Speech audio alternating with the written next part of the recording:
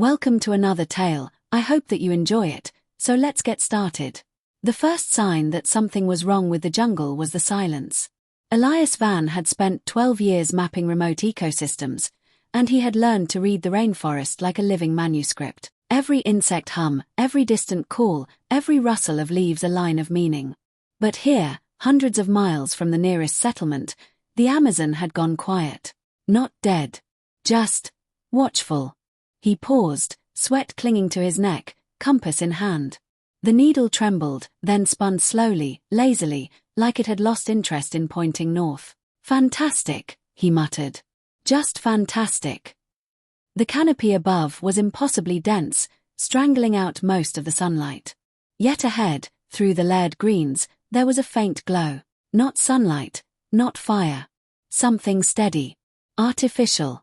Elias adjusted his pack and moved toward it. The jungle did not thin gradually, it ended.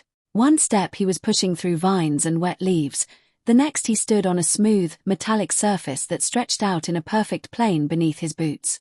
Behind him, the jungle remained thick and impenetrable, like a wall. Ahead, an impossible city shimmered into view. At first, he thought it was a mirage.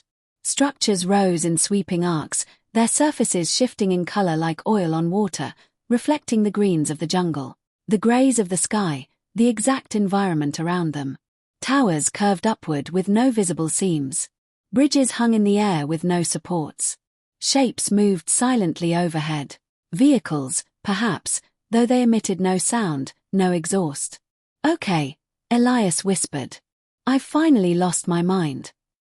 He took another step forward. The moment his foot touched deeper into the city, something flickered behind him. He turned, just in time to see the jungle wall ripple and vanish. In its place stood more of the city. He spun back. The structures had been there all along, but hidden. Perfectly hidden. "Camouflage," he said, breathless. "Not visual, adaptive. Environmental projection." His pulse quickened. This wasn't just undiscovered. This was impossible. He wandered for what felt like hours, though time seemed to behave strangely. His watch had stopped entirely. The city was empty. No people. No sound. No wind. Yet it felt maintained. Alive, in a way he couldn't quite define. Lights pulsed beneath translucent surfaces. Pathways illuminated softly as he stepped on them, guiding him forward as if anticipating his movement. Eventually, he found an opening, an entrance into a structure that seemed different, damaged. Panels along its exterior were fractured, revealing intricate layers beneath, like exposed circuitry, but far more complex. Inside, the air was cooler, humming faintly. "A repair facility," Elias murmured, stepping in. The interior confirmed it. Tools, if they could be called that, floated in suspended fields of light. Surfaces shifted and reconfigured themselves. At the center of the room lay something massive. A machine. No, a being. It stood nearly 8 feet tall. Humanoid in structure but built from interlocking plates that shimmered with the same adaptive material as the city. One arm was partially disassembled, components exposed. Its head was tilted slightly, dark, dormant. Guardian. Elias guessed. He approached slowly. As he did, a panel beside the figure lit up. Symbols cascaded across it, alien, yet oddly intuitive. He didn't understand them consciously, but his mind seemed to grasp their purpose. Diagnostics. Repair sequences. And something else, nanotechnology. A compartment opened, revealing a cloud of faintly glowing particles. They moved like liquid light, shifting and pulsing as if alive. Elias hesitated. "This is either the worst idea I've ever had," he said softly, "or the best." He reached in. The particles swirled around his hand, cool and responsive. The panel shifted, projecting a schematic of the Guardian's damaged arm. Instructions, clearer now, guided him. "Apply to damaged lattice, initiate reconstruction." "All right," he said. "Let's see if I can fix a million-year-old robot." The nanotech responded to intent. That was the first thing he realized. He didn't need to understand every detail. The system translated his movements, his focus, into precise actions.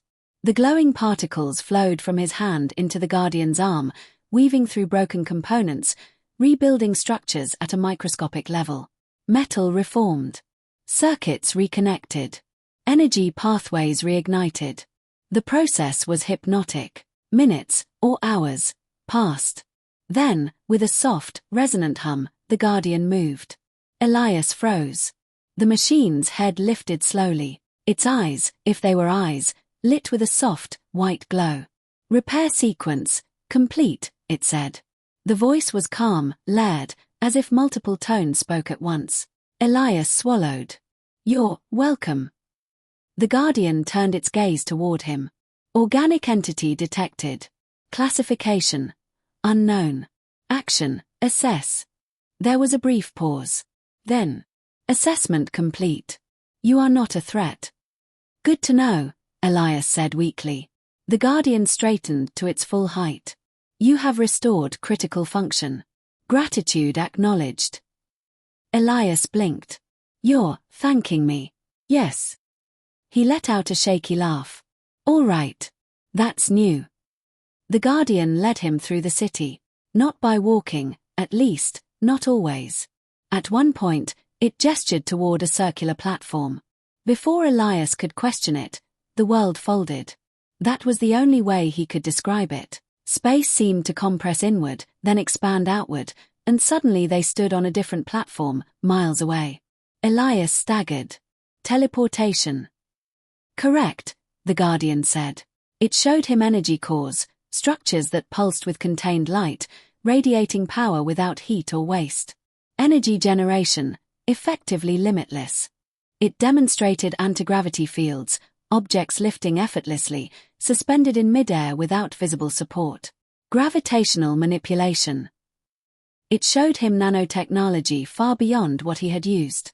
Structures forming from nothing, reshaping themselves instantly, repairing damage before it could even be perceived. This city is self-sustaining, self-repairing, self-concealing. Elias turned slowly, taking it all in. How is this not known? How has no one ever found this? The Guardian paused. Then it gestured outward. The city shimmered. For a brief moment, Elias saw it as it truly was, vast, sprawling, impossible. Then it vanished. In its place, jungle, perfect, seamless jungle. Advanced camouflaging techniques, the Guardian said. The city is unobserved by design. Why? Preservation. They returned to the repair facility. Elias sat on a smooth surface, staring at his hands. This changes everything, he said quietly. Energy, transport, medicine, humanity could. Negative, the Guardian said. Elias looked up. Disclosure is not permitted. Not permitted by who? By protocol. He stood. You can't just hide this forever. People. You have two options, the Guardian interrupted, its tone still calm. Elias felt a chill. Option 1. Remain within the city. You will be provided for. You will learn. You will not leave. Elias's heart pounded. And option 2. If you depart, your memory of this city will be erased. In its place, alternate memories will be implanted, consistent with survival in the jungle. You will be relocated to coordinates far from this location. Elias stared at it. You're serious? Yes. He let out a slow breath, running a hand through his hair. Stay, or forget.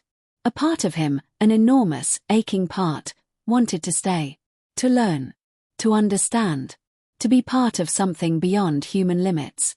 But another part, the part that had driven him into the wilderness in the first place, refused to be caged. Even in paradise. I leave, he said. The process was gentle. He lay on a platform as the Guardian stood beside him. Your contribution is acknowledged, it said. Your decision is accepted. Will I remember anything? Elias asked. There was a pause. Fragments. He nodded slowly. Then I guess, goodbye. Goodbye, Elias Van. The world faded. He woke in the jungle. Rain pounded against the canopy. His gear was intact, though worn. His body ached like he had been trekking for days. His compass worked again. He checked his journal, pages filled with notes about survival routes, edible plants, near-death experiences he didn't fully remember but somehow knew were his. Coordinates scribbled at the bottom. "Right," he muttered. "Let's get out of here." Months later, Elias sat in a small apartment, staring at a blank page. He had survived something extraordinary. He could feel it in his bones. The memories were vivid, detailed, and gripping, but they were all about survival. The jungle. The isolation. The strange, almost supernatural sense of being watched. He began to write. The words flowed effortlessly. His first book became a sensation, praised for its realism, its depth, its uncanny sense of tension. Then he wrote another, and another. Some were survival guides, hailed as the most authentic ever published. Others were fiction, wild, imaginative stories about hidden cities, advanced technologies, and ancient guardians. Critics called them visionary. Readers called them unforgettable. Elias just called them familiar. Sometimes, late at night, he would pause mid-sentence, a strange feeling tugging at his mind. A flicker of something just out of reach. A city in the jungle. A voice made of layered tones. A choice. He would shake his head, smile faintly, and keep writing. And somewhere, deep within the Amazon, unseen and undisturbed, a city shimmered quietly, waiting. Thank you for listening to our story. Hopefully it entertained you. Until next time, as always, be well.